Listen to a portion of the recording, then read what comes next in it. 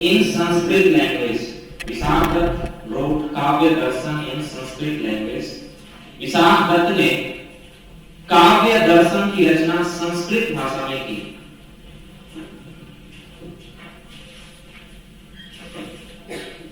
Third statement,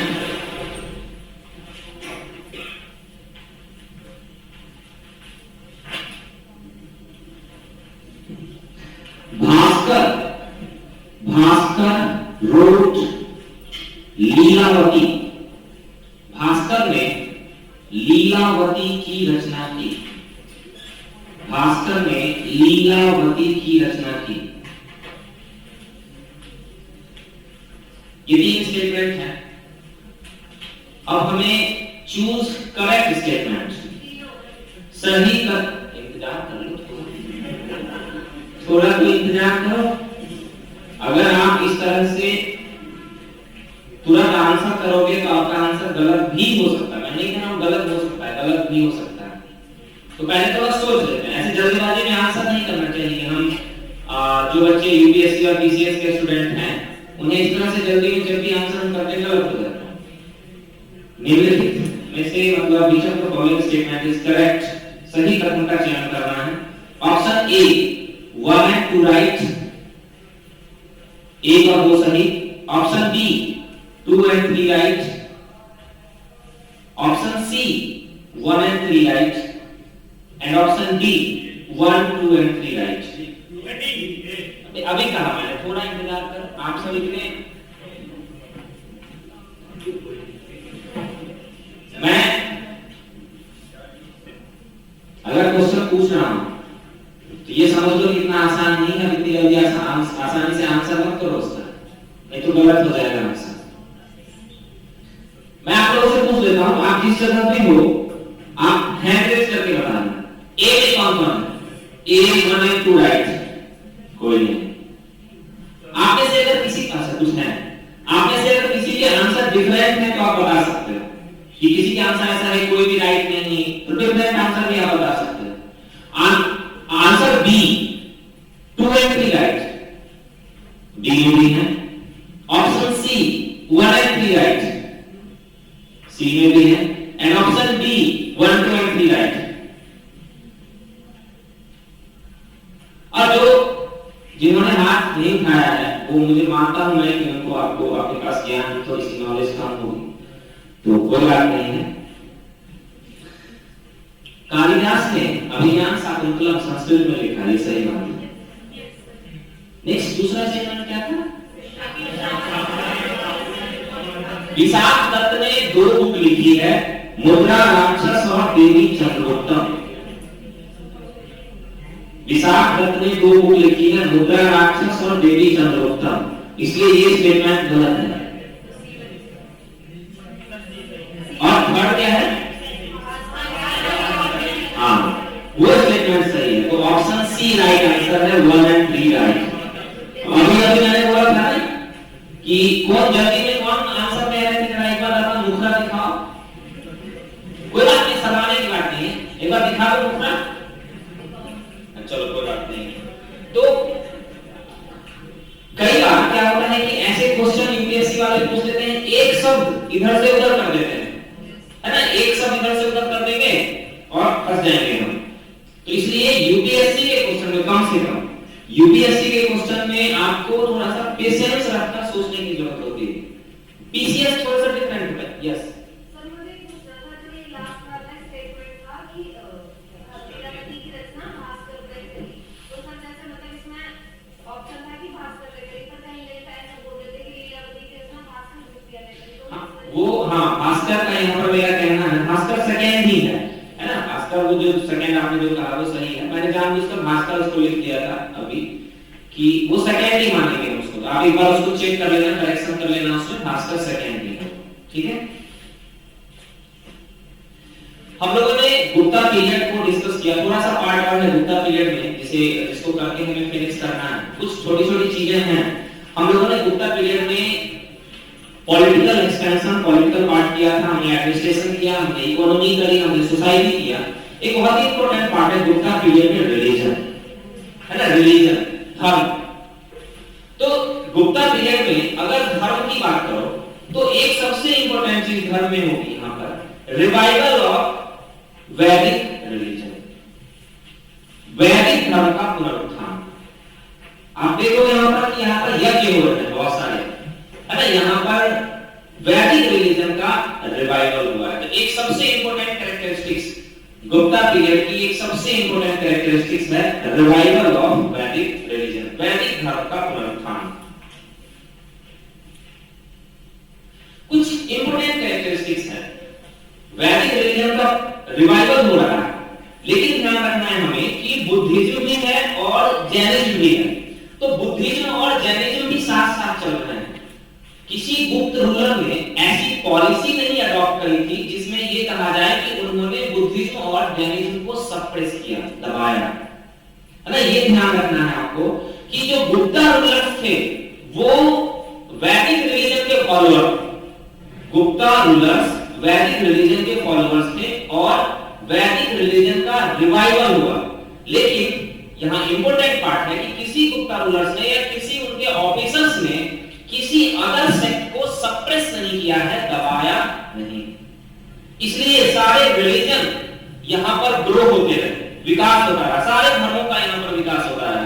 लेकिन सबसे important चीज क्या है, क्योंकि गुप्ता रूलर्स ने वैदिक रिलीजन को सपोर्ट किया है, इसलिए यहां पर वैदिक रिलीजन का रिवाइवल हुआ। अब वैदिक रिलीजन की अगर हम बात करते हैं यहां पर, बाकी हम बुद्धिज्म और जैनिज्म को भी हम पढ़ेंगे यहां पर, वैदिक रिलीजन की बात करते हैं तो यहां पर बहुत दिनों के बाद यज्ञ, फिर से यज्ञ कर रहे हैं लोग, यज्ञ, बहुत दिनों के बाद यज्ञ। इसके अलावा वर्शिप, आपको यज्ञ और वर्शिप में डिफरेंस क्लियर है ना। यज्ञ इसे हम यज्ञ और उपासना कहते हैं। एक्चुअली पूरा मंत्र और ये सारी चीजें अगर हम इंक्लूड कर देते हैं तो वो हो जाता है हमारा यज्ञ, है ना। और अगर हम सीधा बैठ के कहीं हम भगवान को याद कर लेते हैं तो वो हो गई हमारी सिंपल वर्शिप, है ना। ये छोटा सा डिफरेंस है। मंत्र को हमने इंक्लूड कर दिया, हमने जो बीच के मेडिएटर्स पंडित जो होते हैं हमने उनको इंक्लूड करवा दिया, क्योंकि आपने सुना होगा कि जो मंत्र होते हैं संस्कृत में होते हैं, उन्हें सामान्य इंसान पढ़ नहीं सकता है। तो उन्हें पढ़ने के लिए हमें ब्राह्मण या ऐसे लोगों की जरूरत होती है। तो जब हमारा सिस्टम मंत्र भी हमें पढ़ना हो, हमें बड़े लेवल पे करना हो, तो वो हो जाता है हमारा यज्ञ, इस तरह की चीज। और अकेले इंडिविजुअल हम कहीं पे बैठकर भगवान को याद कर लेते हैं, वो हो जाती है हमारी वर्शिप। तो यहाँ पर यज्ञ का रिवाइवल हुआ है, फिर से यज्ञ हो रहे हैं, लेकिन वर्शिप भी साथ साथ चल रही है। तो यज्ञ है, वर्शिप, यज्ञ और उपासना, ये सारी कैरेक्टरिस्टिक्स आपको एग्जाम में इसी जगह से क्वेश्चन आएंगे, इन्हीं सब जगहों से। इसके अलावा आइडल वर्शिप, मूर्ति पूजा, है ना। यहां पर आप देखोगे कि बड़े लेवल पर आइडल वर्शिप हो रही है, मूर्ति पूजा, सारे धर्म में मूर्ति बनाई जाती है। तो मूर्ति पूजा, आइडल वर्शिप, ये सारी इंपॉर्टेंट कैरेक्टरिस्टिक्स है गुप्ता रिलीजन की। अब जो वैदिक रिलीजन है उसे हम दो पार्ट में यहां पर डिवाइड कर देते हैं। वैदिक रिलीजन को हम दो पार्ट में डिवाइड कर देते हैं। पहला है वैष्णविज्म और दूसरा है शैविज्म। नाम तो आपको पता ही है, वैष्णविज्म और शैविज्म, वैष्णव धर्म और शैव धर्म। वैष्णव धर्म में आपको पता है भगवान विष्णु, गॉड विष्णु की वर्शिप होती है। यहां पर जो एक बहुत इंपॉर्टेंट चीज है वो ये है कि वैष्णव धर्म की एक सब ब्रांच यहां पर हमें, नई ब्रांच, नई शाखा हमें यहां पर मिलती है, जिसे हम कहते हैं वासुदेव सेक्ट। वासुदेव, यहां पर अचानक एक नए गॉड आ गए हैं जिनका नाम है कृष्ण, है ना। एक नए गॉड अचानक नहीं आए हैं, काफी समय से वो उनकी वर्शिप हो रही है, लेकिन अचानक यहां पर आकर वो गॉड बहुत इंपॉर्टेंट हो गए, बहुत महत्वपूर्ण हो गए हैं, कृष्ण। अब एक दो चीजें, इसे आप भागवत धर्म या वासुदेव कह सकते हैं। वैष्णव धर्म की एक सब ब्रांच है जिसे हम कह सकते हैं भागवत रिलीजन या भागवत सेक्ट, भागवत सेक्ट। अब भागवत में विष्णु के साथ साथ कृष्ण की वर्शिप हो रही है। यहाँ पर एक दो लाइन बहुत इंपॉर्टेंट है जो कई बार एग्जाम में पूछा गया है, जैसे कि कई रूलर्स ने परम भागवत की टाइटल ली है। है ना। कई रूलर्स जैसे समुद्रगुप्त, चंद्रगुप्त सेकंड, ये सारे रूलर्स हैं जिन्होंने परम भागवत की टाइटल ली है ना, इन लोगों ने परम भागवत की टाइटल। आप लोग कुछ सब ठीक ना, ली है ना। महाराजा विलास तो ली ही है। यहां पर हमें एक अलग चीज दिखानी है, यहां पर हमें ये दिखाना है कि जो विष्णु है उनका एक रूप है यहाँ पर जिसे हम वासुदेव या कृष्ण कहते हैं, और जो रिलीजन, ये सेक्ट की जो ये ब्रांच है उसे हम कहते हैं भागवत।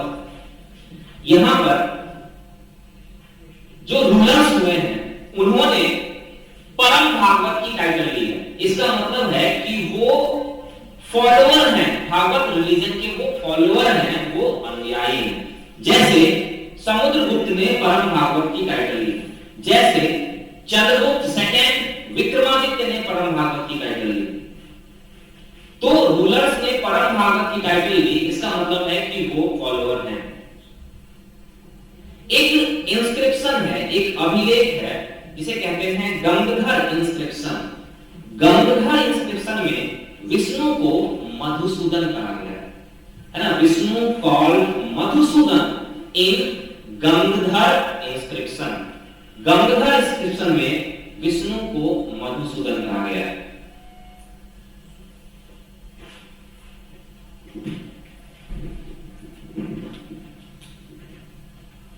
देखो छोटी छोटी चीजें हैं, अगर आप समझने का प्रयास करोगे तो कई सारी चीजें समझ में आ जाएंगी, है ना। बस हमें समझना, कुछ चीजें बीच में फैक्ट के रूप में यहाँ पर हमारे पास आ जाती है। मतलब यहाँ पर जो सबसे इंपॉर्टेंट चीज है, सबसे जो छोटी सबसे इंपॉर्टेंट चीज है कि गुप्ता एज में वैदिक रिलीजन का रिवाइवल हुआ। वैदिक रिलीजन का रिवाइवल कैसे हुआ? इस तरह से हुआ कि जो गुप्ता रूलर्स थे उन्होंने वैदिक रिलीजन को सपोर्ट किया। हाँ जी, ये गंगधर इंस्क्रिप्शन जो है वो मध्य प्रदेश से रिलेटेड है। हाँ जी, ये समुद्रगुप्त ने और चंद्रगुप्त सेकंड।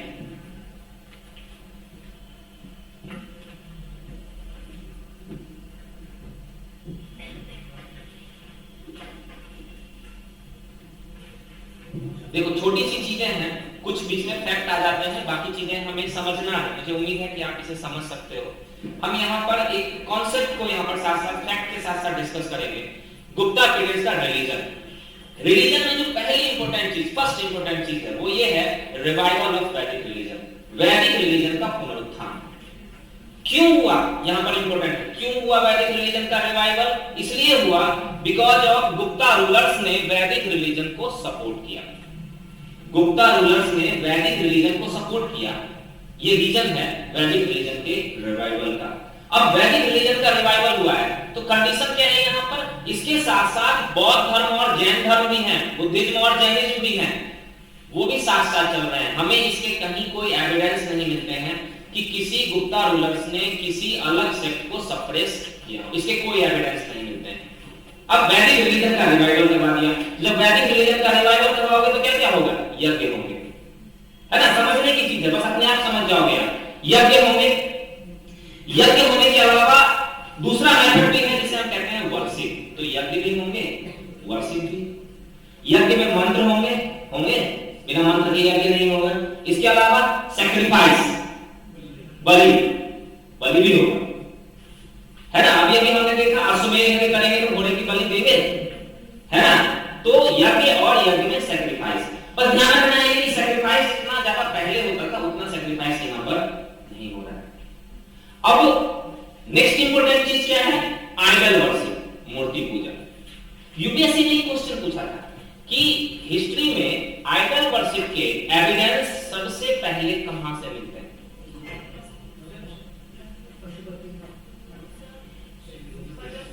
देखो इंडस वैली सिविलाइजेशन वाला क्लियर एविडेंस नहीं है, इसलिए उसको इंक्लूड नहीं करते हैं, है ना। इंडस वैली सिविलाइजेशन में हम पशुपति शिव की वर्शिप करते थे और वो मूर्ति पूजा नहीं था, वो सील था, मुहर, है ना। जो पशुपति की जो बनी हुई है वो सील है, मुहर है, इसलिए उसे आइडल वर्शिप आगे से, है ना। ऐसे मत सोचना आप कभी, वो सील है, मुहर है, मुहर को हम आइडल वर्शिप नहीं कहेंगे। हाँ जी, यूपीएससी ने क्वेश्चन पूछा है और कई कई बार मेरे जैसे लोग इसमें कंफ्यूज हो जाते हैं, लेकिन क्योंकि यूपीएससी ने पूछा है इसलिए हमें उस चीज को मानना पड़ेगा। यूपीएससी का ये मानना है कि आइडल वर्शिप के फर्स्ट एविडेंस वैदिक एज से मिलते हैं। आइडल वर्शिप के मूर्ति पूजा के सबसे पुराने एविडेंस साक्ष्य वैदिक एज से मिले और ब्रॉड लेवल पर आइडल वर्शिप के एविडेंस हमें गुप्त एज से मिलते हैं। बड़े स्तर पर मूर्ति पूजा के साक्ष्य हमें गुप्त एज से मिलते हैं। तो यहां पर हमने मूर्ति पूजा भी करी। अब हम आ जाते हैं वैदिक सेक्ट जो हमारा है उसे हम दो पार्ट में डिवाइड कर देते हैं, वैष्णविज्म और शैविज्म। दो पार्ट में डिवाइड कर देते हैं, वैष्णविज्म और शैविज्म। सबसे पहले वैष्णविज्म की बात करते हैं, वैष्णव सेक्ट की बात करते हैं, वैष्णव रिलीजन की बात करते हैं। भगवान कौन है? विष्णु। यहां पर एक नए भगवान आ गए हैं जिनका नाम है कृष्ण। कृष्ण को कई बार वासुदेव कहा गया और वासुदेव से रिलेटेड जो उनके फॉलोअर हैं उनको भागवत कहा गया। इसलिए कई बार वैष्णव सेक्ट के साथ साथ भागवत सेक्ट भी इस्तेमाल किया जाता है। भागवत, वैष्णविज्म या भागवतिज्म। यहां पर मेन गॉड विष्णु ही है, मेन गॉड विष्णु ही है, लेकिन सबसे इंपॉर्टेंट चीज जो यहां पर ऐड हो गई है वो है विष्णु का अवतार, इनकार्नेशन, है ना। पहली बात इनकार्नेशन, अवतारवाद, जिसे हम कहते हैं अवतारवाद। अवतारवाद के फर्स्ट एविडेंस ऑफ इनकार्नेशन हमें गुप्त एज में मिलते हैं, जिसमें आपने पढ़ा होगा विष्णु के 10 अवतार। पढ़ा है ना, सुना नहीं होगा विष्णु के 10 अवतार, 10 अवतार। तो विष्णु के 10 अवतार, 10 इनकार्नेशन, 10 अवतार।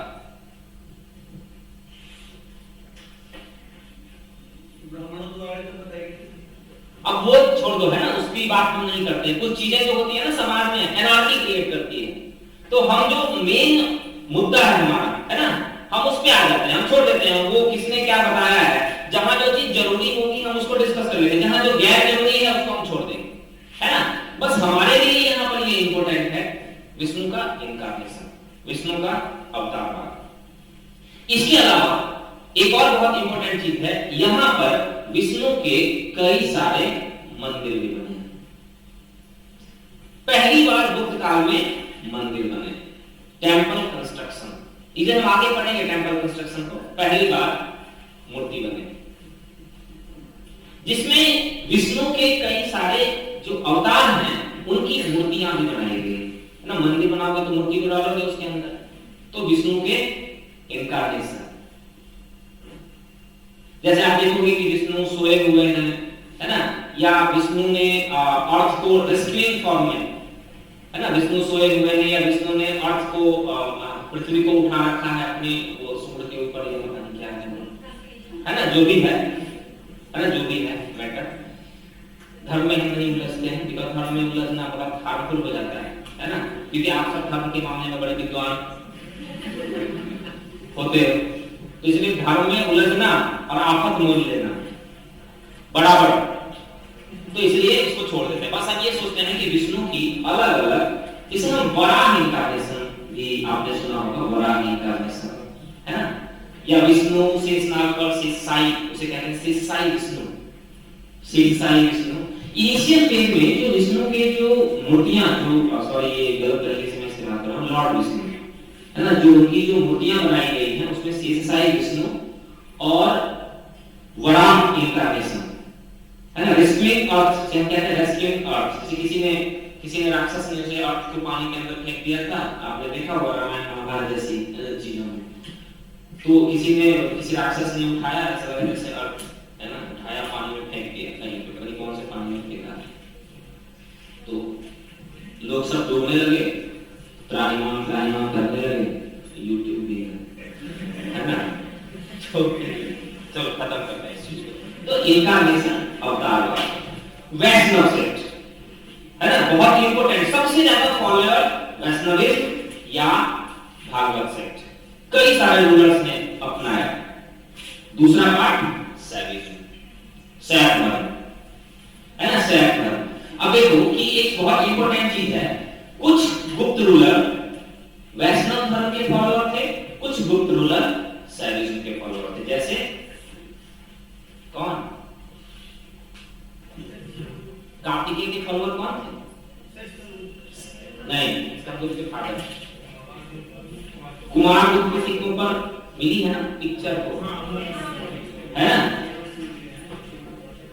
तो ये इंपॉर्टेंट नहीं है, इंपॉर्टेंट ये है कि एक ही फैमिली के अलग अलग रूलर्स, अलग अलग सेक्ट के फॉलोअर। ये सबसे इंपॉर्टेंट पार्ट कि हमारे घर में क्या होता है, हमारे घर में अब सिंपल जो ट्रेडिशनल फैमिली है ना, हम जिस भगवान की वर्शिप करते आ रहे हैं, जैसे कि हमारा ये यूपी वाला एरिया है, वेस्टर्न यूपी वाला, यहाँ पर कृष्ण भगवान की वर्शिप होती है। तो एक फैमिली में सारे लोग जो है ना ऊपर से नीचे तक कृष्ण भगवान की वर्शिप करते रहते हैं। एक ही फैमिली के अंदर एक राजा विष्णु की वर्शिप कर रहे हैं और दूसरे शिव की वर्शिप कर रहे हैं। इसे डाइवर्सिटी और यूनिटी के रूप में दिखाया जाता है ना, विविधता फिर भी एकता, डाइवर्सिटी है फिर भी यूनिटी है। तो यहाँ पर शैविज्म भी एक बहुत इंपॉर्टेंट पार्ट है, शैव धर्म की बहुत महत्वपूर्ण पार्ट है। और सिर्फ शैविज्म में नहीं, शिव के जो सन है कार्तिकेय, उनकी भी वर्शिप के हमें एविडेंस मिलते हैं। ध्यान रखना है, यहाँ पर हमें गणेश की वर्शिप के एविडेंस नहीं मिलते हैं, है ना? जो शिव के जो सन कार्तिकेय हैं, उनकी वर्शिप के हमें एविडेंस मिलते हैं। शिव की वर्शिप दो तरह से की जाती है, शिव की आइडल वर्शिप, मूर्ति पूजा, and linga worship, phallus worship. तो शिव की जो वर्शिप की जा रही है यहाँ पर, वो या तो शिव की मूर्ति बनाई जा रही है या लिंग पूजा के रूप में उनकी वर्शिप हो रही है। नेक्स्ट, कई सारी चीजें आप देखोगे, बहुत इंपॉर्टेंट चीजें हैं यहाँ पर रिलीजन के पार्ट में, बहुत सारी चीजें हैं कि एक ऐसी मूर्ति बनाई गई जिसमें एक तरफ शिव है और एक तरफ पार्वती, एक ही मूर्ति में। इसे कहते हैं अर्धनारीश्वर। ये जो है अर्धनारीश्वर, इसके हमें फर्स्ट एविडेंस गुप्ता पीरियड से ही मिले। अर्धनारीश्वर गुप्ता पीरियड। एक चीज और बहुत इंपॉर्टेंट है अर्धनारीश्वर से, ये कंसेप्चुअल पार्ट है। अर्धनारीश्वर से एक चीज और बहुत इंपॉर्टेंट है कि अब शिव के साथ साथ पार्वती की भी वर्शिप हो रही है ना, शिव और पार्वती की वर्शिप। इसका मतलब यहाँ पर जो हिस्टोरियंस हैं या जो इस तरह के लोग हैं, वो कहते हैं कि शक्ति वर्शिप, एविडेंस ऑफ शक्ति वर्शिप, पावर, शक्ति, मतलब ऐसा माना गया है कि शिव को जो शक्ति है वो कहां से मिलती है? पार्वती से मिलती है। इसलिए यहाँ पर शिव और पार्वती की वर्शिप एक साथ, Shakti worship, worship of power, Ardhanarishvara. इसके अलावा एक नया कॉन्सेप्ट यहाँ पर हमें और मिलता है, जिसे कहते हैं एक ही मूर्ति में शिव और विष्णु दोनों की मूर्ति बनाई गई है, जिसे हम कहते हैं हरिहर। हरिहर, हरिहर का मतलब है एक ही मूर्ति में शिव और विष्णु दोनों। मतलब यहां पर ध्यान रखना है हमें कि कॉन्सेप्चुअल पार्ट क्या है इसमें।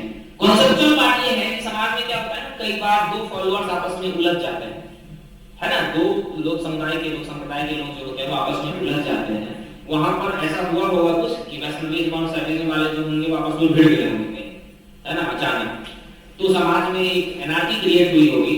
तो कुछ लोग जो बीच का रास्ता निकालने वाले होते हैं, उनका ये कहना है कि शिव और विष्णु दोनों एक ही हैं, है ना, शिव और विष्णु दोनों एक ही हैं। तो इस वजह से जो हरिहर है, हरिहर जो गॉड है, जिसमें एक तरफ शिव है और एक तरफ विष्णु है, वो इस चीज को रिप्रेजेंट करते हैं। Harihar, worship of Harihar. Next जो इंपॉर्टेंट चीज है वो है त्रिदेव, कॉन्सेप्ट ऑफ त्रिदेव। मतलब शिव और विष्णु तो है नहीं यहाँ पर हमें साथ साथ ब्रह्मा जी की भी वर्शिप के एविडेंस मिले।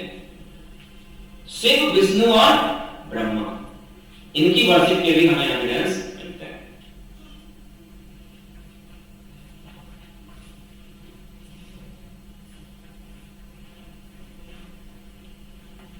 नेक्स्ट, मतलब हमने यहाँ पर कई सारी क्या क्या इंपॉर्टेंट पार्ट है उसको हम डिस्कस करना है। शैव धर्म, वैष्णविज्म, शैविज्म। नेक्स्ट वन मैंने पहले ही आपको बताया है शक्ति power of worship of power, शक्ति की पूजा। तो यहाँ पर हमें कई सारी ऐसी जो गॉडेस है उनकी वर्शिप के भी हमें एविडेंस मिलते हैं, जैसे दुर्गा, जैसे काली, जैसे अभी आपने पार्वती देखा है ना, गॉडेस, ये सारी जो गॉडेस हैं। तो यहाँ पर हमें इन गॉडेस की वर्शिप के भी हमें एविडेंस मिलते हैं। कॉन्सेप्ट क्या है इसके पीछे का कि ये सारी जो गॉडेस हैं, जो पावर है उसका सोर्स ये गॉडेस है। शक्ति का जो उद्भव होता है, जो शक्ति का जो सोर्स है वो ये गॉडेस है। इसलिए यहाँ पर हमें गॉडेस डिफरेंट तरीके से गॉडेस की वर्शिप के हमें एविडेंस मिलते हैं, जैसे दुर्गा, काली, पार्वती, इन सब चीजों के।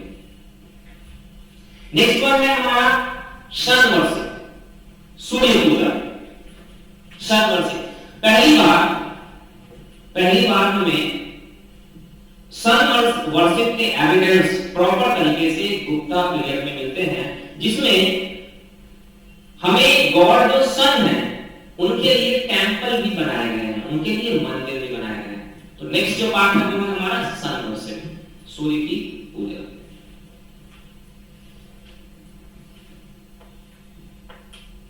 ये सारे के सारे पार्ट जो हैं वो सब वैदिक रिलीजन से ही रिलेटेड है। वैदिक रिलीजन आपको पूछ सकता है कि गुप्ता पीरियड की कैरेक्टरिस्टिक्स क्या है, गुप्ता पीरियड के रिलीजन की कैरेक्टरिस्टिक्स क्या है। तो रिलीजन की ये सारी की सारी कैरेक्टरिस्टिक्स है, उसको हम एक उंगली पर गिना सकते हो।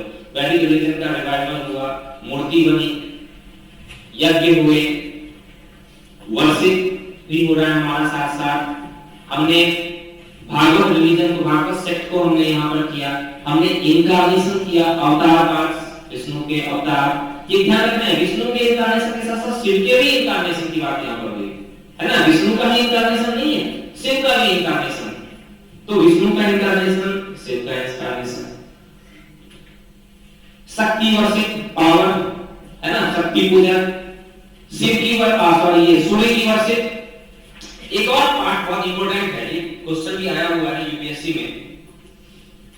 जो शैविज्म है वो शैविज्म की 4 ब्रांच है ना, शैविज्म की 4 ब्रांच है अकॉर्डिंग टू वामन पुराण। वामन पुराण एक पुराण है, हम लोग अभी डिस्कस करेंगे इनके बारे में भी। एक बुक है, एक रिलीजियस बुक है जिसे हम कहते हैं वामन पुराण, वामन WAMAN, वामन पुराण। वामन पुराण में यह कहा गया है कि जो शैविज्म है उसके 4 पार्ट हैं। शैविज्म के 4 पार्ट हैं अकॉर्डिंग टू वामन पुराण। पहला शैव, दूसरा पाशुपत, PASHUPAT, पाशुपत। तीसरा third कापालिक, KAPALIK, कापालिक। And fourth Kalamukha या अघोरी। हाँ, शैव, पाशुपत, कापालिक एंड कालामुख या अघोरी। AGHODI, RI और DI भी कई बार उसको यूज कर लिया जाता है। शैव, पाशुपत, कापालिक और कालामुख या अघोरी, ये शैविज्म के 4 ब्रांच।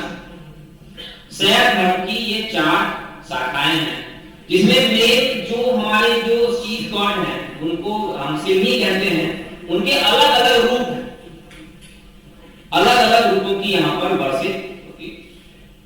मतलब शैव धर्म में जो शैव सेक्ट है उसमें जो मेन गॉड है शैव है। पाशुपत में शैव का एक अलग अवतार है जिसे हम पाशुपत कहते हैं। बाकी कापालिक और कालामुख जो है वो थोड़े से डिफरेंट हो जाते हैं। वैसे लोग हो जाते हैं जो आपने देखा होगा कई बार कि वो जो ब्यूरियल ग्राउंड जो होती है, शमशान जो होती है, वहां पे वो रहते हैं है ना। वो जो ऐश होती है, वो जो राख होती है, उसको वो शरीर पे बॉडी पे लगाते हैं है ना। उनकी एक्टिविटीज थोड़ी सी डिफरेंट होती है ना, थोड़ी सी डिफरेंट एक्टिविटीज होती है। और उनका ये कहना है कि शिव जी भी ऐसे ही रहते हैं है ना, इसलिए वो भी ऐसे रहते हैं। जो भी है सब सारे सेक्ट की अपनी अलग अलग मान्यताएं हैं, जिस तरह से वो यहाँ पर वर्क करते हैं। तो शैविज्म, वैष्णविज्म, शैविज्म, इसके अलावा एक और इंपॉर्टेंट कैरेक्टरिस्टिक्स है, वो है तांत्रिक, तंत्रवाद, तंत्रवाद, तांत्रिक, TANTRISM, तांत्रिक, तंत्रवाद समझते हो आप? जैसे वही हिप्नोटिज्म, हाथों में टोटके, जैसे मैंने आपको बताया था काला जादू, है ना? पता ही आप सबको, है ना? खुद ही आप सब एक्सपर्ट हो। कई सारे लोग छोटे छोटे घोंसले बना के बैठते हैं, घोंसला बना के, और पर्ची कटवा देते हैं शौसन से छुटकारा।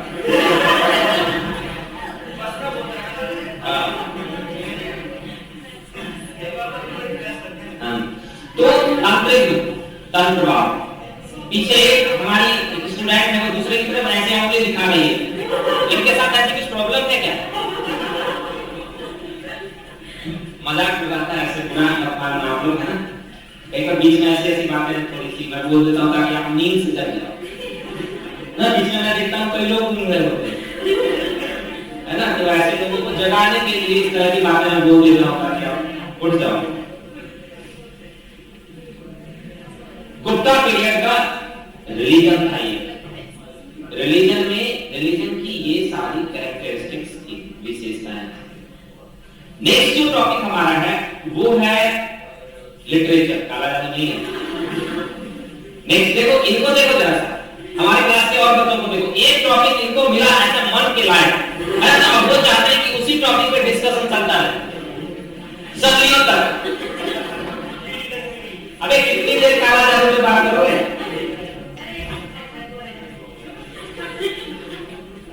तो नेक्स्ट टॉपिक पे हम आगे चलते हैं। नेक्स्ट हमारा है लिटरेचर, साहित्य। लिटरेचर, साहित्य।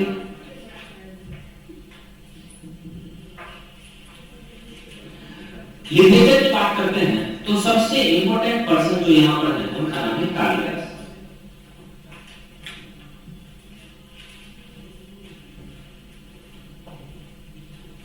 कालिदास ने जो बुक लिखी है वो संस्कृत लैंग्वेज में लिखी है। मोस्टली जो बुक उनकी है वो संस्कृत लैंग्वेज में है।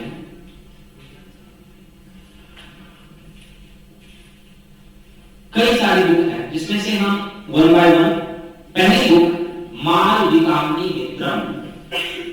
मालविकाग्नि, ये प्रॉब्लम है हमारे पास वो नहीं है माइक छोटा सा, तो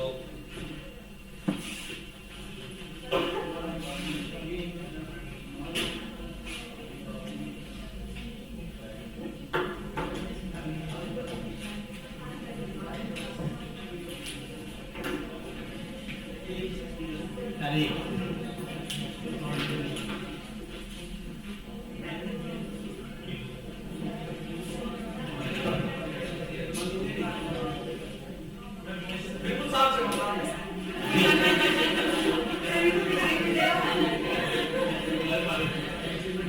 एक नहीं है, कुछ आप लोग व्यवस्था करवाओ, है ना? एक तो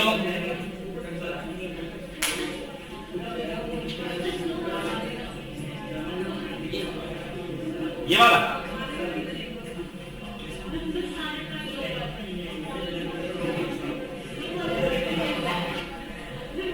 है ना? आप लोग थोड़ा सा, आपके अगर डॉक्टर मेघराज सर आ जाए, है ना, तो उनको आप लोग बोलो कि कुछ चीजों की व्यवस्था यहाँ पर होनी चाहिए। एक तो मार्कर सही तरीके से काम नहीं कर पा रहा है, और इसकी सेल बैटरी, है ना, इसके बिना काम नहीं चल पा रहा है। तो कोई चीज अगर चल रही है तो प्रॉपर तरीके से चले, ठीक है? वो सर कहीं बिजी होंगे तो ध्यान नहीं दे पा रहे होंगे, इस वजह से। मालविकाग्नि मित्रम लिख लोगे?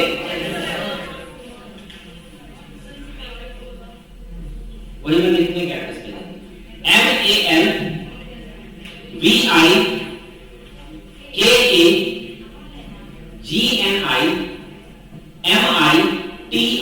MALVIKAGNIMITRAM, मालविकाग्नि मित्रम। पढ़ा है ना आपने मालविकाग्नि मित्रम के बारे में? मालविकाग्नि मित्रम में मालविका और अग्निमित्र की कहानी। कालिदास की बड़ी मतलब उनका अपना अलग स्टाइल कि उन्होंने जो बुक लिखी वो सारी की सारी लव स्टोरी है ना। हाँ, किसी बंगलोरियन ने विलियम शेक्सपियर ऑफ इंडिया कहते हैं। तो अब बस सही बात है आपको मैं क्लास में तो आगे बढ़ाना है, रोक देना है। आप देखो, आप लोगों ने ये कहा है कि क्लास को मेडिवल तक खत्म करना है ना। मैं थोड़ा सा बिजी चल रहा हूँ, बहुत टाइम नहीं मिल पा रहा है मेरे पास, लेकिन आप लोगों ने कहा कि मेडिवल तक क्लास चलानी है, तो इसलिए मैं मेडिवल तक खत्म करके ही छोड़ूंगा अभी, है ना। तो अगर आप आगे चलने नहीं दोगे तो मेडिवल तक हम नहीं पहुंच पाएंगे। इसलिए मेडिवल तक अगर आपने बोला कि मेडिवल की क्लास प्रॉपर तरीके से हुई नहीं करी, तो मैं सोच रहा हूँ कि एनसीएम खत्म हो जाए तो हम मेडिवल पे आ जाए और मेडिवल को भी कर लेते हैं, ठीक है। बिकॉज 10 मार्च के बाद मैं कुछ दिनों के लिए अवेलेबल नहीं मिलूंगा, रहूंगा।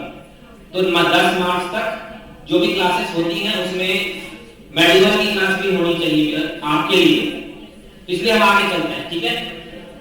मालविका के विक्रम, जिसमें मालविका और अग्निमित्र की लव स्टोरी, ये हमने पहले भी डिस्कस किया है। ये कालिदास की ये एकमात्र ऐसी बुक है जिसमें किसी डायनेस्टी के किसी राजकुमार या रूलर के बारे में हमें इंफॉर्मेशन देती है। ये भी क्वेश्चन एक बार पूछा गया है। मालविका और अग्निमित्र आप लोगों को याद होगा, शुंग डायनेस्टी का एक रूलर था अग्निमित्र। अग्निमित्र वही अग्निमित्र है और एक डांसर थी मालविका, उसकी स्टोरी जिसके बारे में मतलब अभिज्ञान शाकुंतलम में भी किंग दुष्यंत के बारे में इंफॉर्मेशन मिलती है, वो भी किंग है, लेकिन उनके बारे में प्रॉपर तरीके से हमें इंफॉर्मेशन नहीं मिलती। तो पहली बुक मालविका अग्निमित्र, दूसरी बुक अभिज्ञान शाकुंतलम, अभिज्ञान ABHIGYAN, अभिज्ञान शाकुंतलम SHAKUNTALAM।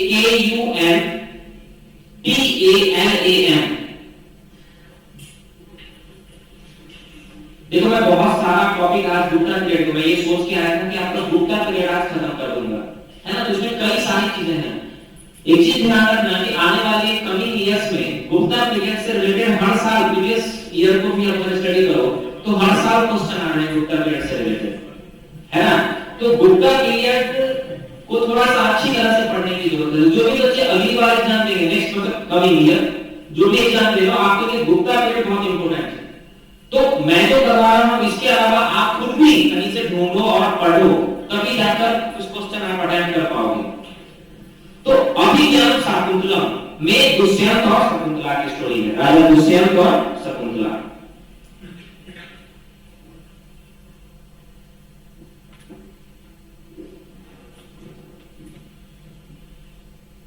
वो कहानी तो आपने सुनी ही होगी। विश्वामित्र, जो ऋषि विश्वामित्र थे और मेनका, नाम भूल गया था, है ना। तो मेनका की जो डॉटर थी वो थी शकुंतला और उनकी शादी दुष्यंत के साथ होती है। और इन्हीं दोनों के सन जो होंगे उनका नाम होगा भारत।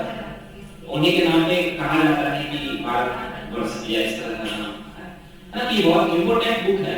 पूरी दुनिया की जो 100 ग्रेटेस्ट बुक्स मानी जाती है उसमें से यह भी एक बुक है। पूरी दुनिया में जो 100 ग्रेटेस्ट बुक्स हैं उनमें यह भी एक अभिज्ञान शाकुंतलम मानी जाती है। कई सारी लैंग्वेजेस में इसको ट्रांसलेट किया गया, कई सारी लैंग्वेजेस में, दुनिया के कई सारे देशों में इस बुक को पढ़ते हैं लोग। थर्ड बुक कुमार संभव। कुमार संभव तो लिख लोगे आप लोग, कुमार संभव, SAMBHAV, संभव। ये शिव और पार्वती की, इसमें शिव और पार्वती की स्टोरी, शिव और पार्वती और कार्तिकेय, शिव पार्वती कार्तिकेय,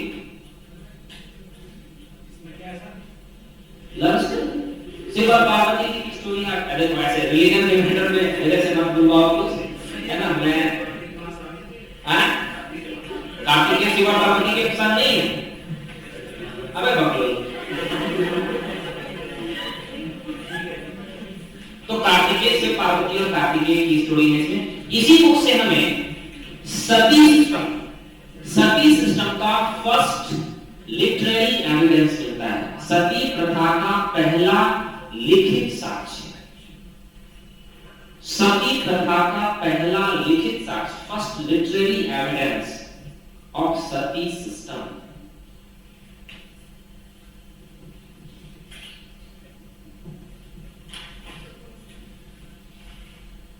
और मैंने लास्ट में आपके साथ डिस्कस किया था सती सिस्टम का आर्कियोलॉजिकल एविडेंस, भानुगुप्त का एरर इंस्क्रिप्शन, वो भी इसी पीरियड से रिलेटेड है, याद है ना? ठीक है। नेक्स्ट एक और चीज बहुत इंपॉर्टेंट है यहां पर, पर्दा सिस्टम। पर्दा सिस्टम का फर्स्ट एविडेंस जो मिला है वो मिला है अभिज्ञान शाकुंतलम से। फर्स्ट पर्दा सिस्टम का फर्स्ट लिटरेरी एविडेंस, पर्दा प्रथा का पहला साहित्यिक साक्ष्य।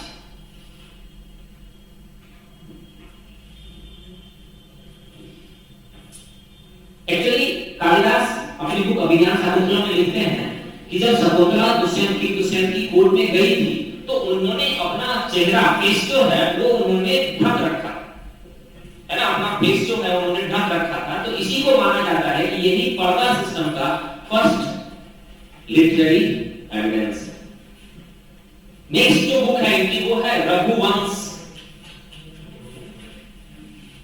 रघुवंश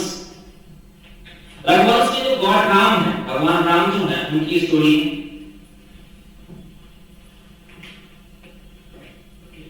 रघुवंश लिख लोगे आप? रघुवंश।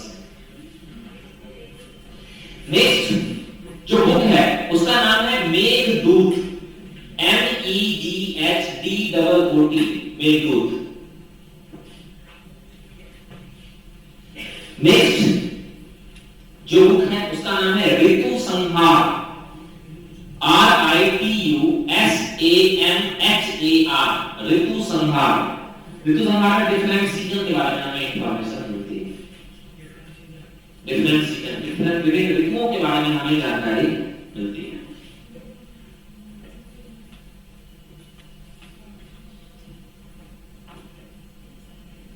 ये कुछ कालिदास की, और भी कई सारी बुक्स हैं लेकिन इतनी बुक्स मानी जाती है कि इनकी है। नेक्स्ट जो राइटर है उनका नाम है शूद्रक, SHUDRAK, शूद्रक।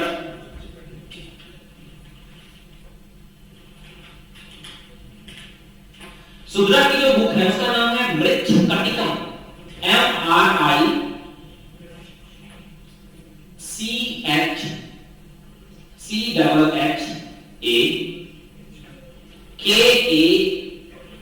MRICHKATIKAM, हिंदी वाले लिख लोगे?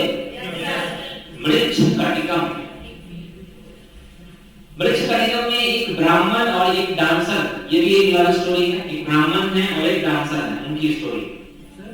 ये आंध्र प्रदेश में बैन हो गई अभी। हाँ ये अभी है ना, हुई है।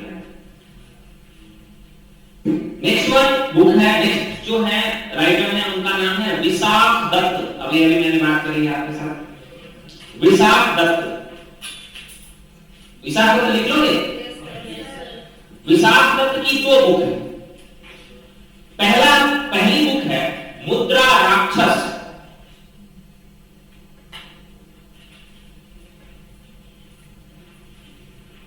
मुद्रा राक्षस लिख लोगे? राक्षस से तो आप लोग मिले ही होंगे, है ना? और मुद्रा तो आप पॉकेट में ही रखते, तो मुद्रा राक्षस। मुद्रा राक्षस जो बुक है उसमें हमें चंद्रगुप्त मौर्य के बारे में इंफॉर्मेशन मिलती है। याद है ना, हम लोगों ने मॉर्निंग क्लास में डिस्कस किया था चंद्रगुप्त मौर्य कैसे राजा बना, ये इंफॉर्मेशन हमें मुद्रा राक्षस से मिलती है। चंद्रगुप्त मौर्य के लाइफ के इनिशियल फेज के बारे में, वो कैसे राजा बना था, इसके बारे में जो इंफॉर्मेशन है वो सिर्फ एक ही बुक से मिलती है, वही है मुद्रा राक्षस। इसमें कौटिल्य की डिप्लोमेसी, कौटिल्य की कॉन्स्पिरेसी, चंद्रगुप्त ने किस तरह से नंद वंश के रूलर को हराया, ये सारी इंफॉर्मेशन हमें इस बुक से मिलती है, मुद्रा राक्षस। दूसरी जो बुक है इन्हीं की, उसका नाम है देवी चंद्रगुप्तम। देवी तो लिख लोगे आप खुद, देवी की आप सब लेकिन गॉडेस मत लिखना यहाँ पर। देवी, देवी चंद्रगुप्तम, चंद्रगुप्तम तो लिख लोगे पक्का, चंद्रगुप्तम। इसमें चंद्रगुप्त सेकंड विक्रमादित्य की स्टोरी है। चंद्रगुप्त जो गुप्त डायनेस्टी का रूलर है, Chandragupta second Vikramaditya.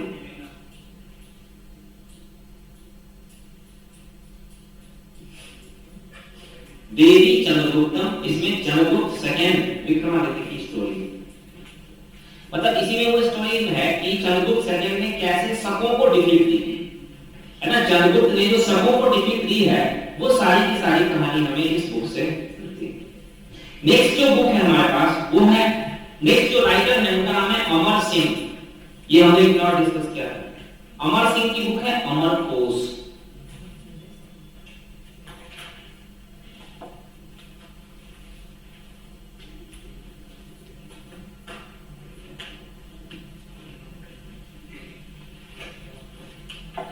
Next one एक राइटर है जिसका नाम है विष्णु शर्मा। कौन सी बुक लिखी है? पंचतंत्र, विष्णु शर्मा पंचतंत्र।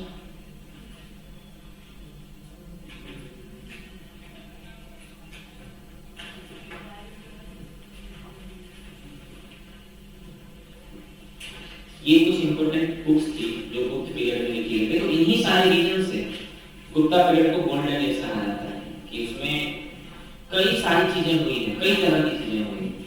नेक्स्ट वन हमारा टॉपिक है art and architecture. Art and architecture, कला और वास्तुकला, कला और वास्तुकला।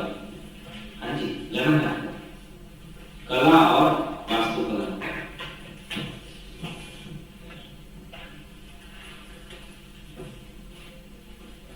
पहली बार गुप्त काल में मंदिर बने। गुप्त काल में पहली बार टेंपल कंस्ट्रक्शन, मंदिर। आप में से कोई ऐसे हैं जो मंदिर गए हैं? कुछ ऐसे रिएक्ट कर रहे हैं बच्चे आप में से, अरे क्या क्वेश्चन पूछते हो आप, है ना। मंदिर तो सब गए होंगे, मेरा पूछने का ये मतलब नहीं। कोई ऐसा है जो मंदिर के कंस्ट्रक्शन को देखा है किसी ने? मंदिर तो गए, अंदर गए दो रीजन से, पूजा करने के लिए और दूसरा ऐसे ही बस इधर उधर देखने के लिए, है कि नहीं? एक तो पूजा करने के लिए, दूसरा इधर उधर देखने के लिए, तीसरा एक और रीजन चोरी करने के लिए। कभी कुछ मिल जाए सोना चांदी में लेके निकल चलो, तो चोर भी तो होते ना, आप नहीं हो सकते। तो मंदिर का कंस्ट्रक्शन यहाँ पर मंदिर कंस्ट्रक्शन का एक स्टाइल डेवलप हुआ जिसे हम कहते हैं नागर स्टाइल। नागर स्टाइल, नागर स्टाइल, NAGAR, नागर स्टाइल ऑफ टेंपल कंस्ट्रक्शन। बात में मंदिर स्टाइल, मंदिर कंस्ट्रक्शन के 3 स्टाइल, नॉर्थ में नागर, साउथ में द्रविड़ और बीच में बेसर स्टाइल। एक बार क्वेश्चन ऐसे ही सिंपल पूछ लिया था यूपीएससी ने, नागर, द्राविड़ और बेसर क्या है? मंदिर कंस्ट्रक्शन के 3 स्टाइल हैं भारत में, नॉर्थ में नागर, साउथ में द्राविड़, DRAVI, द्राविड़, और बीच वाला जो लिया जाता है उसमें बेसर, बेसर स्टाइल। बेसर मत लिखना, बेसर, BESAR, बेसर स्टाइल। ये 3 स्टाइल में मंदिर बनाए गए हैं भारत के अंदर, लेकिन हमारा जो टॉपिक यहाँ पर है वो है नागर स्टाइल। नागर नॉर्थ इंडिया में, नॉर्थ इंडिया का मतलब हो गया विंध्य माउंटेन से ऊपर, विंध्य माउंटेन से ऊपर जो है उसको हम नॉर्थ इंडिया मान लेते हैं। और वहां पर जितने भी मंदिर बनेंगे आप देखोगे एक ही स्टाइल में बने हुए होंगे, है ना। एक मंदिर स्टाइल आपको मैं दिखाता हूं, सोच के देखो, कभी आप मंदिर गए हो या आगे कभी मंदिर जाना तो सोचना। सबसे पहले जिसकी शुरुआत गुप्ता एज में हुई, सबसे पहले एक हमारी सोच होती है कि भगवान का जो स्थान है वो हमसे थोड़ा ऊपर होना चाहिए, है ना। तो हम क्या करेंगे, सबसे पहले एक प्लेटफॉर्म बनाएंगे, चबूतरा बनाएंगे, है ना। लिखोगे नहीं, पता है आप सबको? अच्छा ठीक, तो एक प्लेटफॉर्म बनाएंगे। प्लेटफॉर्म ग्राउंड के ऊपर जाने के लिए एक तरफ से सीढ़ी हो गई है, चारों तरफ से?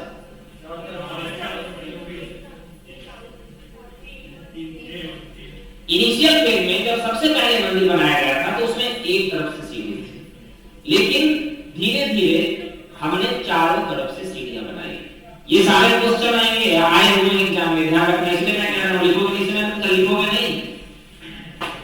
प्लेटफॉर्म है, ऊपर जाने के लिए सीढ़ी है। इनिशियल फेज में एक तरफ से सीढ़ी, लेटर फेज में चारों तरफ से सीढ़ी।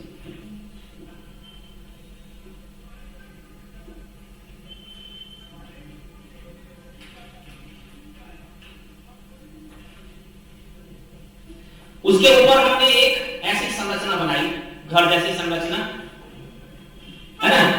ऐसी संरचना बनाई जिसके अंदर भगवान बनेंगे, है ना? तो इनिशियल फेज में ऐसा ही है जिसके अंदर भगवान है। इस बिल्डिंग को, इस तरह का जो कंस्ट्रक्शन है, उसे कहा गया, जिस जगह पर भगवान रखे गए हैं, उसे कहा गया गर्भगृह। गर्भगृह हिंदी और इंग्लिश दोनों में गर्भगृह ही कहते हैं उसे।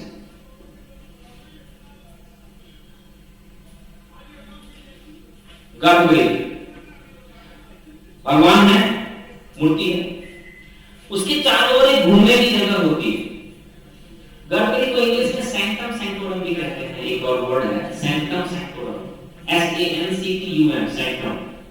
गर्भगृह, गर्भगृह के चारों ओर एक घूमने की जगह होती है जिसे हम कहते हैं प्रदक्षिणा पथ। प्रदक्षिणा, प्रदक्षिणा, PRADAKSHINA, प्रदक्षिणा पथ, PATH। जितने भी मंदिर होंगे आप देखोगे यही सारी चीजें होंगी उसमें। प्रदक्षिणा पथ,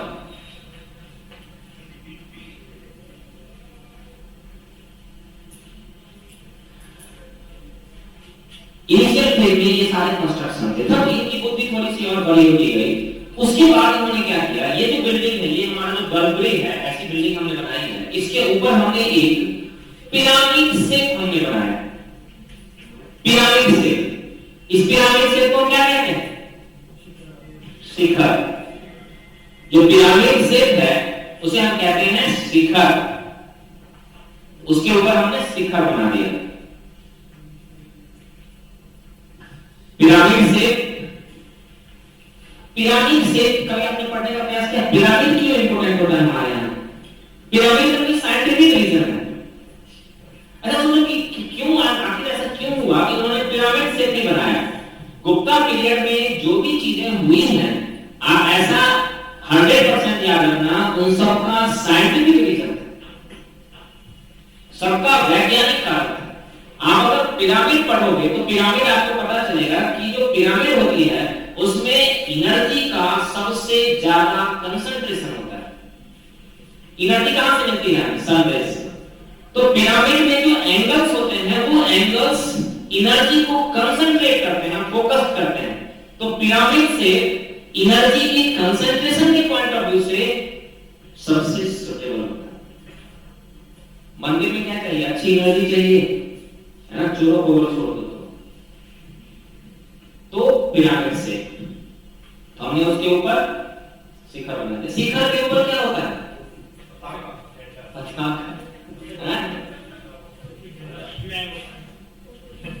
शिखर के ऊपर हमने एक कंस्ट्रक्शन बनाया जिसे हम कहते हैं आमलक, AMALAK, आमलक।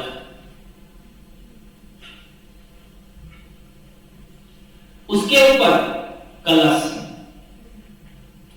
आपने थोड़ा भी पढ़ने का प्रयास किया होगा, आपने देखा होगा कि साउथ इंडिया में कुछ मंदिर ऐसे होते हैं जिसमें ऊपर जो कलश होता है उसमें पानी होता है, हर रोज उसका पानी चेंज किया जाता है या किसी पर्टिकुलर ओकेजन में उसका पानी चेंज किया जाता है। तो कलश, और उसके ऊपर इनका एक ही पताका,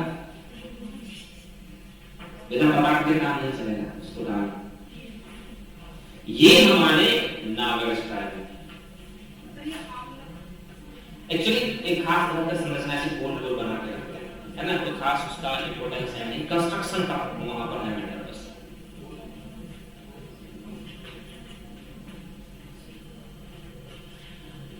अब ये सारी कहानी आपने बना दी। अब देखो कि ये सारे के सारे क्वेश्चन के फॉर्मेट में कभी भी आए हुए नहीं या आगे बता सकते हैं कि नागर स्टाइल के कंस्ट्रक्शन में क्या क्या चीजें हैं। अब देखो नेक्स्ट क्या है, कैसे डेवलपमेंट हुए। अब क्या है, धीरे धीरे मंदिर जाने वाले लोग ज्यादा होने लगे, है ना, वहां पर बैठकर पूजा पाठ करना है या इस तरह की एक्टिविटी, कोई भी एक्टिविटी इस तरह की जो वहां पर हो रही है, पूजा पाठ हो रही है, लोग बैठ के वहां पर भजन कीर्तन कर रहे हैं। इसके लिए एक पिलर्ड हॉल बनाया जाएगा, पिलर्ड हॉल।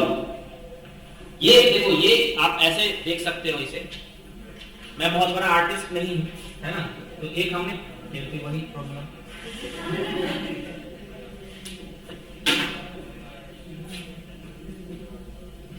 और जो सर आते हैं वो लिखते नहीं है, मार्कर लेते आते हैं, लेते आते हैं इसके ऊपर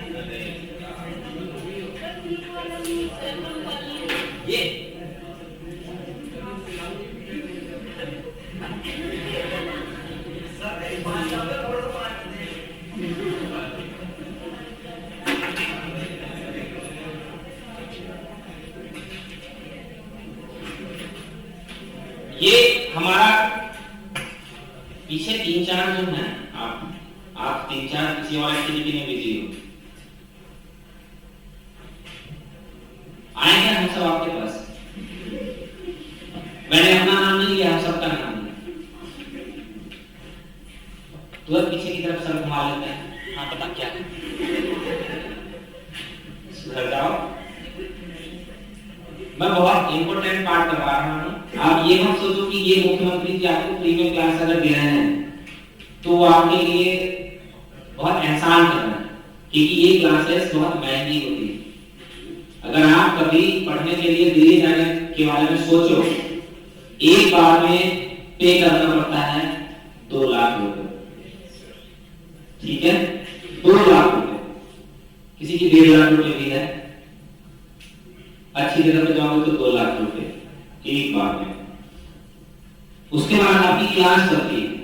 दिल्ली जैसी जगह पर महीने का खर्च लड़के थोड़ा सा एडजस्ट कर लेते हैं तो फिर भी पर मंथ का खर्च जो उनका होगा वो कम से कम 10 से 12 हजार रुपए, ठीक है, बॉयज के लिए, और गर्ल्स के लिए 15 से 20 हजार रुपए।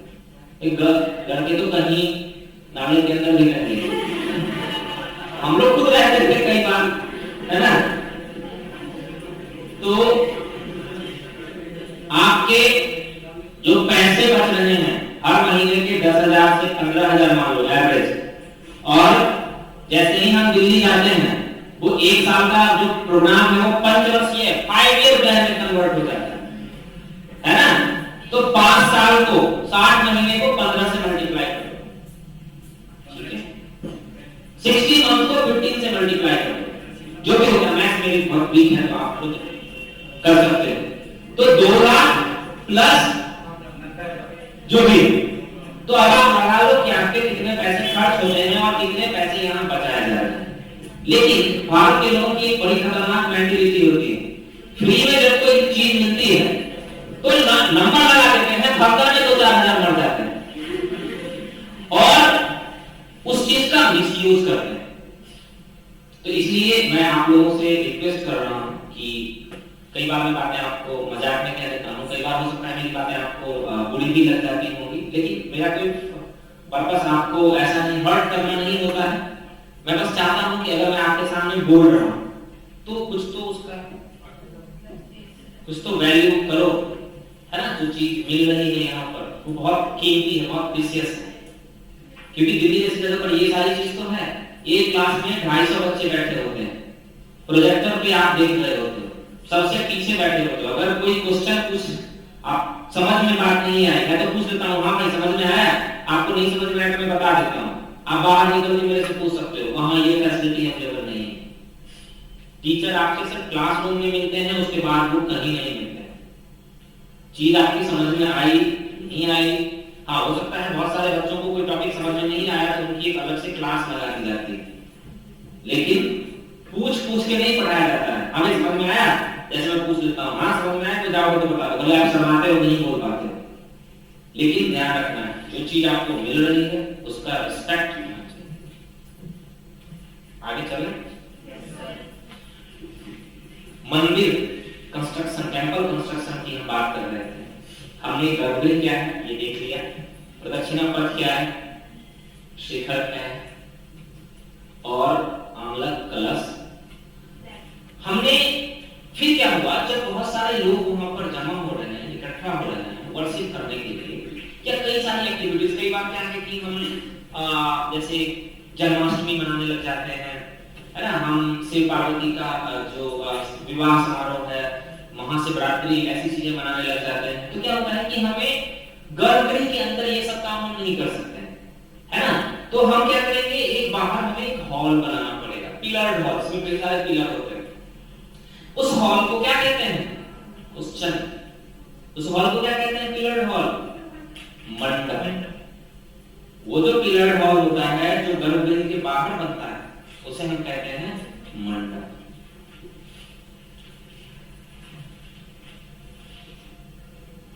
और काफी सारे लोग आने लगे, है ना, काफी सारे लोग आने लगे मंदिर के अंदर। तो क्या होगा, हम एक मंडप हम बनाएंगे, फिर हम क्या करेंगे, और भी ज्यादा लोग आ गए तो हम दूसरा मंडप बनाएंगे, हम तीसरा मंडप बनाएंगे। आप कभी अयोध्या में एक मंदिर बन रहा है ना, उसका कंस्ट्रक्शन क्या है, नेट पे अवेलेबल है, आप देखोगे तो आपको अपने आप को बात, मैं ये नहीं कह रहा हूं कि आप मंदिर जाओ, मेरे कहने का ये मतलब नहीं है मंदिर जाओ, हमें सिर्फ मंदिर के कंस्ट्रक्शन को समझना है, क्योंकि एज ए स्टूडेंट हमारे लिए वो बहुत इंपॉर्टेंट है। कौन कौन सा पार्ट है, क्या हम उस पार्ट का इंपॉर्टेंस क्या है, उस पार्ट का रेलेवेंस क्या है हमारे लिए। तो मंडप, यूपीएससी ने एक क्वेश्चन पूछा है कि मंडप में, बाद में हमने एक स्पेशल मंडप बनाया जिसमें हम सिर्फ कुछ रिलीजियस एक्टिविटीज परफॉर्म करते हैं, जैसे भगवान की शादी का कुछ ऐसा हुआ या कुछ इस तरह की एक्टिविटी होती है। उस मंडप को क्या कहते हैं, कल्याण मंडप, कल्याण मंडप। तो ये सारी चीजें मंदिर कंस्ट्रक्शन से जुड़ी हुई है। मंडप, गर्भगृह क्या है, शिखर क्या है, आमलक क्या है, कलश क्या है, मंडप क्या है, कल्याण मंडप क्या है। एक और बहुत इंपॉर्टेंट चीज जो यूपीएससी ने क्वेश्चन के फॉर्मेट में पूछा था, कई बार हमने क्या किया कि जो मेन मंदिर है उसके चारों तरफ हमने कई छोटे छोटे मंदिर, मेन मंदिर सबसे बड़ा मंदिर है, उसके चारों तरफ हमने छोटे छोटे मंदिर बनाए। मेन गॉड शिव जी मेन गॉड है, तो बीच में शिव जी का मंदिर, और बाकी चारों तरफ से कई सारे हमने और भगवान का मंदिर बना दिया। इस कंस्ट्रक्शन को कहा गया panchayatan style. Panchayatan, PANCHAYATAN, panchayatan style. Question पूछा गया था, पंचायतन स्टाइल किस चीज से रिलेटेड है, मंदिर कंस्ट्रक्शन से रिलेटेड।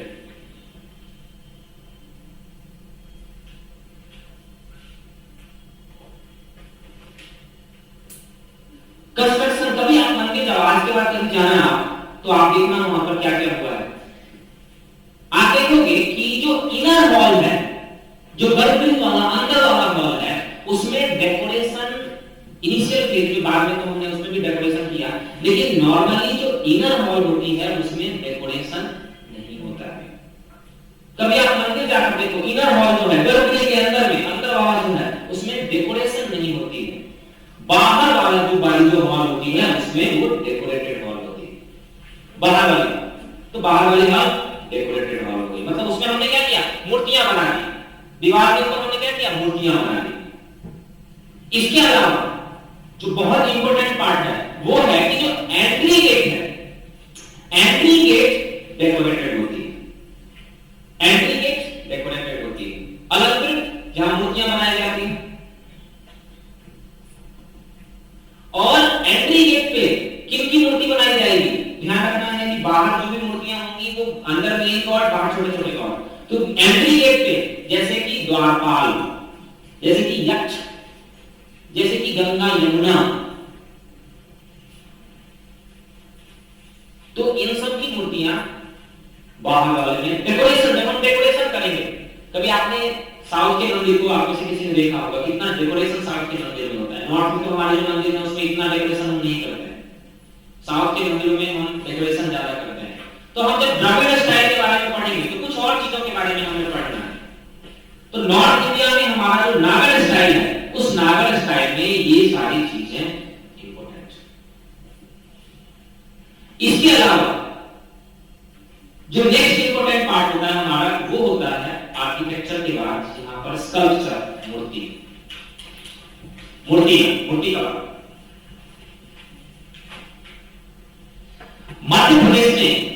मध्य प्रदेश में एक जगह है जिसका नाम है उदयगिरी। ध्यान रखना है आपको, उदयगिरी जो है वो मध्य प्रदेश में भी है और उड़ीसा में भी है। लेकिन हम जिस उदयगिरी की बात कर रहे हैं, उदयगिरी केव्स, वो हमारा मध्य प्रदेश वाला केव, उदयगिरी केव मध्य प्रदेश। इसमें एक केव के अंदर, एक गुफा के अंदर लॉर्ड विष्णु की मूर्ति बनाई गई। लॉर्ड विष्णु, जिसमें वही वराह, विष्णु के वराह इंकारनेशन की मूर्ति इसमें बनाई गई। बहुत इंपॉर्टेंट पार्ट है, कई बार से एग्जाम में पूछा गया है। उदयगिरी के मध्य प्रदेश, विष्णु का Varaha incarnation. Next last part है गुप्ता पीरियड का, वो है साइंस एंड टेक्नोलॉजी। गुप्त काल में विज्ञान और प्रौद्योगिकी, साइंस एंड टेक्नोलॉजी, विज्ञान और प्रौद्योगिकी।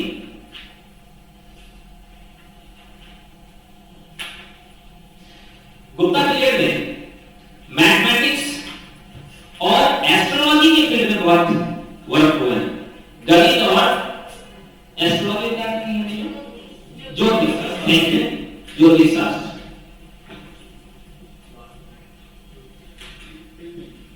पहले फर्स्ट इंपोर्टेंट पर्सन जिनको गुप्त काल में बहुत याद किया जाता है, हम लोग बहुत याद करते हैं, जिनके नाम में हमने पहला सैटेलाइट बनाया, आर्यभट्ट।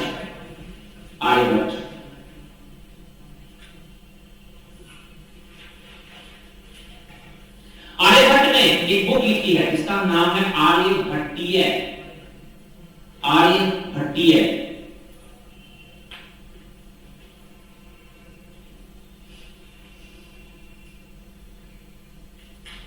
इन्होंने बहुत सारे काम किए हैं। ध्यान रखना है एक चीज, इन्होंने जीरो की डिस्कवरी नहीं करी है ना। कई बार एक कंट्रोवर्सी बन जाती है। यूपीएससी के बारे में मैंने पहले भी आपके साथ एक बार डिस्कस किया था कि जीरो की डिस्कवरी किसने करी है? भारत के ही किसी ने करी है, लेकिन कंट्रोवर्सी है किसने करी। इसलिए यूपीएससी इस बात को यहां पर मानती है कि नाम कोई तो नाम किया है, लेकिन कौन है नहीं पता। ब्रह्मगुप्त का नाम मिलता है, लेकिन यूपीएससी नहीं मानती है इस बात को, क्योंकि यूपीएससी ने एक बार क्वेश्चन पूछा हुआ है, उसमें उन्होंने ब्रह्मगुप्त का नाम है, लेकिन नन ऑफ दीज भी एक ऑप्शन था उसमें, तो यूपीएससी ने नन ऑफ दीज को सही माना। तो आर्यभट्ट ये इनके बारे में कहा जाता है कि इन्होंने कई सारी डिस्कवरी करी, जैसे ट्रिगोनोमेट्री है ना, ट्रिगोनोमेट्री को इन्होंने ही एस्टैब्लिश किया। डेसिमल सिस्टम की डिस्कवरी इन्होंने ही करी, दशमलव प्रणाली।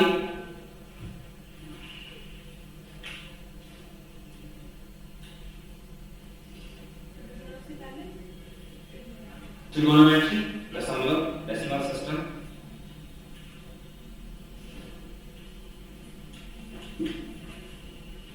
पाई पता है ना, पाई को सबसे पहले इन्होंने ही, पाई को 3 डिजिट तक सबसे पहले, डेसिमल के बाद 3 डिजिट तक इन्होंने ही सबसे पहले बताया था। 3.141 3 डिजिट तक पाई। अर्थ अपने एक्सिस पे घूमती है, जिसकी वजह से सीजन आते हैं अलग-अलग, ये भी सबसे पहले इन्होंने ही बताया।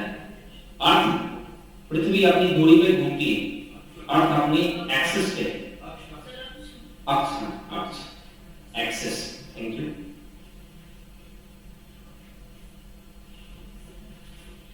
अर्थ सन के चारों तरफ घूमती है, जिसमें 365 डेज होते हैं, इन्होंने सबसे पहले बताया।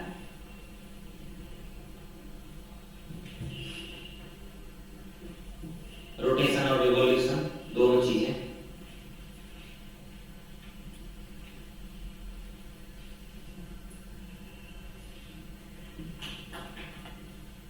ये कई सारी डिस्कवरी इन्होंने करी। नेक्स्ट जो दूसरे पर्सन है उनका नाम है वराह मिहिर।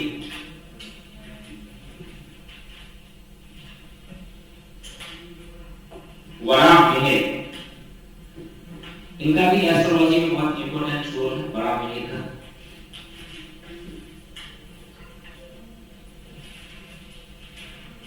नेक्स्ट वन है ब्रह्मगुप्त। ब्रह्मगुप्त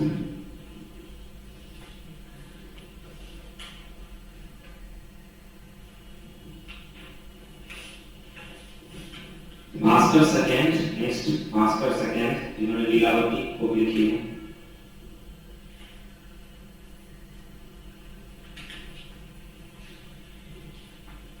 पाल काप्य, P-A-L-K-A-P-Y-A, पाल काप्य, पाल P-A-L-K-A-P-Y-A, पाल काप्य। हस्तायुर्वेद, हस्ता हाथी, हाथी जो है उसको, उसकी बीमारी जो हो जाती है उसको ठीक करने के लिए यहाँ से ना हस्तायुर्वेद, हस्त और आयुर्वेद दोनों को मिला दो तो हस्तायुर्वेद। हस्तायुर्वेद HASPAYURVEDA, हस्तायुर्वेद। धन्वंतरी,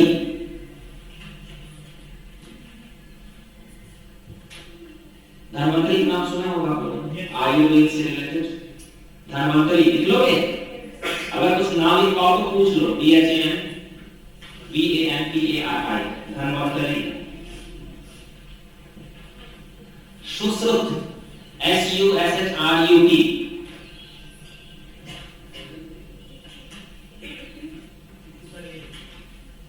सुश्रुत का नाम सुना है आप लोगों ने? फादर ऑफ सर्जरी, शल्य चिकित्सा, फादर ऑफ सर्जरी।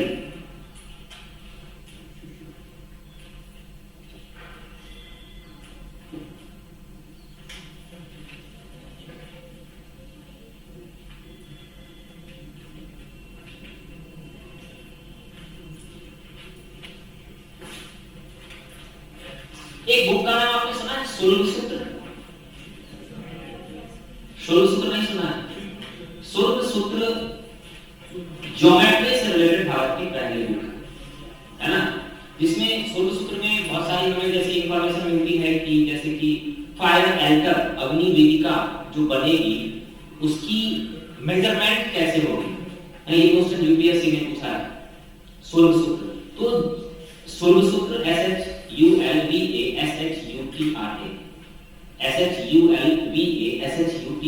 सूत्र तो ज्योमेट्री से रिलेटेड बुक है। ज्यामिति,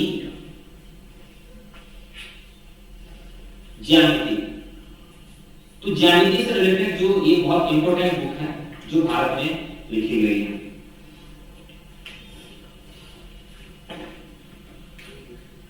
बस गुप्ता पीरियड आपका खत्म हुआ।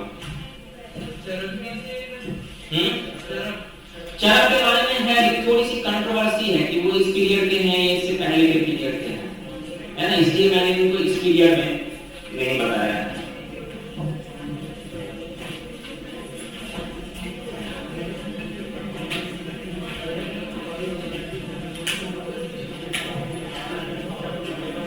छुट्टी हो गई क्या? गुप्ता डायनेस्टी का डिक्लाइन हो गया। गुप्ता डायनेस्टी के डिक्लाइन के बाद 10 मिनट है हमारे पास, छुट्टी ले या कर ले कुछ। गुप्ता थोड़ा सा पार्ट है, 10 मिनट का पार्ट है। मैं अगला पार्ट आपको थोड़ा सा एक्सप्लेन कर देता हूँ ताकि कुछ चीजें मुझे देखो वन करके रखिएगा, है ना। ऐसे गुप्ता डायनेस्टी के डिक्लाइन के बाद भारत की कंडीशन क्या है? देखो, गुप्ता डायनेस्टी के डिक्लाइन के बाद भारत की कंडीशन समझना है आपको। जो हरियाणा वाला रीजन है, हरियाणा वाला रीजन दिमाग में है, हरियाणा वाला जो रीजन है वहां पर एक डायनेस्टी होती थी जिसका नाम था पुष्यभूति डायनेस्टी। हरियाणा वाला रीजन, हरियाणा वाला रीजन होता था वहां पर एक डायनेस्टी होती थी पुष्यभूति डायनेस्टी। यहाँ के जो किंग थे उनका नाम था प्रभाकर वर्धन। बाद में इसी डायनेस्टी के हर्षवर्धन बने। नीचे आ जाओ आप, तो जो कन्नौज वाला रीजन है, कन्नौज वाला रीजन, वहां पर है मौखरी डायनेस्टी। कन्नौज में मौखरी डायनेस्टी। आप लोग सब छुट्टी के पोस्ट में आ गए थे क्या? कुछ लोग मुंह पे हाथ डालते हैं आराम से।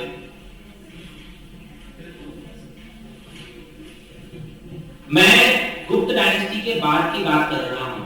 यहां पर कन्नौज, कन्नौज वाला एरिया, यूपी में कन्नौज का एरिया, वहां पर मौखरी डायनेस्टी।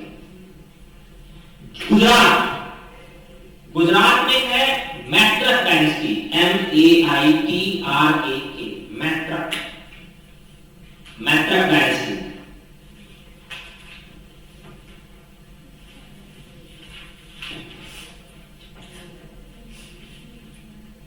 बंगाल, बंगाल में चंद्र डायनेस्टी, चंद्र, जिसके एक इंपोर्टेंट रूलर है शशांक।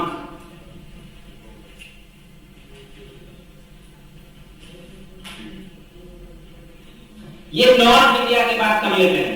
नॉर्थ इंडिया, एक और जो राजस्थान वाला एरिया है जिसे हम कहते हैं मालवा, मालवा वाला जो एरिया है, राजस्थान का जो लोअर एरिया है मालवा, वहां पर एक डायनेस्टी है जिसे हम कहते हैं लेटर गुप्ता, परवर्ती गुप्त, लेटर गुप्ता, परवर्ती गुप्त।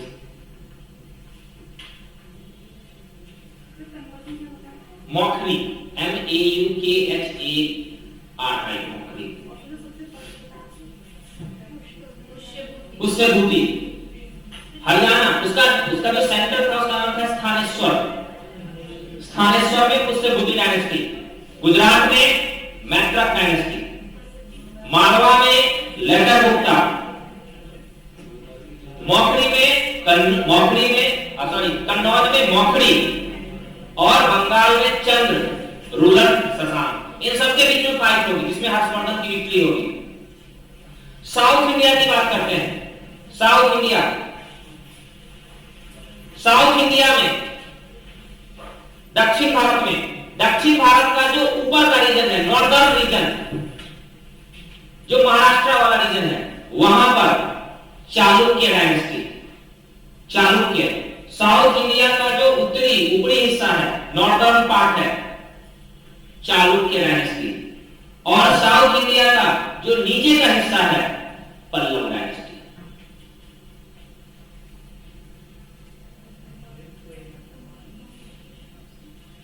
साउथ इंडिया जिसे हम डेक्कन भी कहते हैं, डेक्कन का जो नॉर्दर्न पार्ट है चालुक्य, और जो साउदर्न पार्ट है पल्लव डायनेस्टी। ये सारी डायनेस्टीज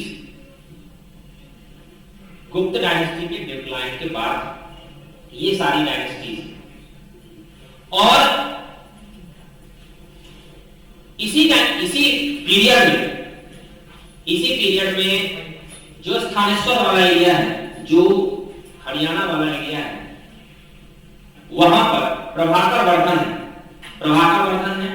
प्रभाकर वर्धन एक छोटी सी स्टोरी है जो 2-4-5 मिनट में मैं आपको सुना देता हूं, बहुत यूजफुल है हमारे लिए। हो सकता है कि उससे कुछ क्वेश्चन आ जाए। बस 5 मिनट में खत्म कर देते हैं हम इस सेशन को। देखो, ध्यान से सुन लोगे, कई चीजें माइंड में रह जाएंगी तो कभी यूज हो सकता है। मैं घंटों से देख रहा हूं, पीछे एक गर्ल है जो घंटों से मोबाइल पे। क्या नाम है आपका? एक बार जरा उठ जाओ, खड़े हो जाओ। क्या नाम है आपका? कितनी देर से आप फोन पे हो? कंटिन्यूअस फोन पे हो आप? बैठ जाओ।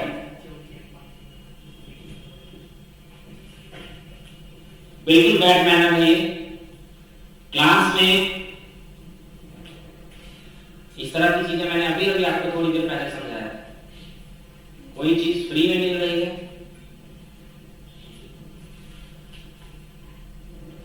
कुछ फोन में बिजी होते हैं, कुछ बातों में बिजी होते हैं, है ना? तो इसलिए प्लीज रिस्पॉन्सिबिलिटी समझें। 5 मिनट की स्टोरी है, खत्म करते हैं फटाफट हम इसको। पुष्यभूति डायनेस्टी के जो रूलर हैं प्रभाकर वर्धन, उनके 3 बच्चे हैं,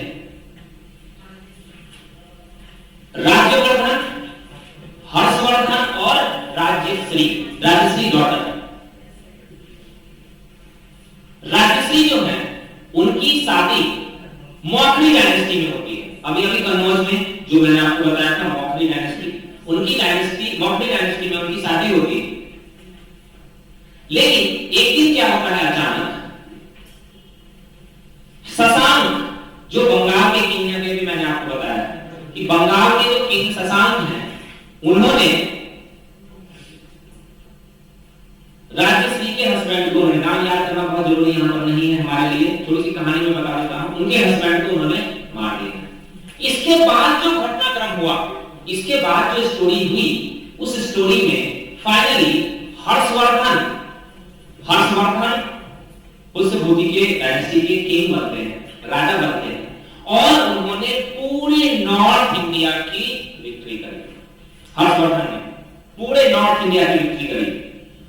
लेकिन ध्यान रखना है, जब वो साउथ की विक्ट्री करने के लिए जाते हैं, तो साउथ में कौन सा राजा, पहला डायनेस्टी कौन सी है, चालुक्य डायनेस्टी। चालुक्य डायनेस्टी का वो रूलर कौन सा है, पुलकेशिन। फर्स्ट या सेकंड पुलकेशिन सेकंड, और हर्षवर्धन की बैटल होती है, जिसमें हर्षवर्धन की डिफीट हो जाती है। किस नदी के किनारे, नर्मदा नदी के किनारे, नर्मदा नगर के किनारे हर्षवर्धन की डिफीट हो जाती है। और ये जो इंफॉर्मेशन है वो हमें एक इंस्क्रिप्शन से मिलता है, ए होल इंस्क्रिप्शन। इस ए होल इंस्क्रिप्शन के जो राइटर हैं उनका नाम है रवि कीर्ति। मतलब हर्षवर्धन ने पूरे नॉर्थ इंडिया की विक्ट्री कर ली, साउथ में उनकी विक्ट्री हो नहीं पाई, चालुक्य किंग पुलकेशिन सेकंड ने उन्हें हरा दिया। इस इंसिडेंट के बारे में जो हमारी इंफॉर्मेशन है वो एक इंस्क्रिप्शन से मिलती है, जिसे हम कहते हैं ए होल इंस्क्रिप्शन।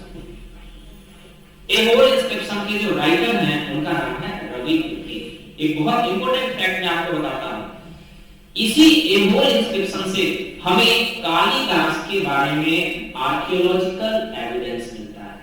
कालिदास के बारे में जो हमारे पास एविडेंस है वो सारा का सारा एविडेंस रिटन एविडेंस है, लिटरेरी एविडेंस है, लिखित साक्ष्य है। रवि कीर्ति का ए होल इंस्क्रिप्शन एकमात्र ऐसा इंस्क्रिप्शन है, एकमात्र ऐसा पुरातात्विक साक्ष्य है, आर्कियोलॉजिकल एविडेंस है, जो कालिदास के बारे में हमें इंफॉर्मेशन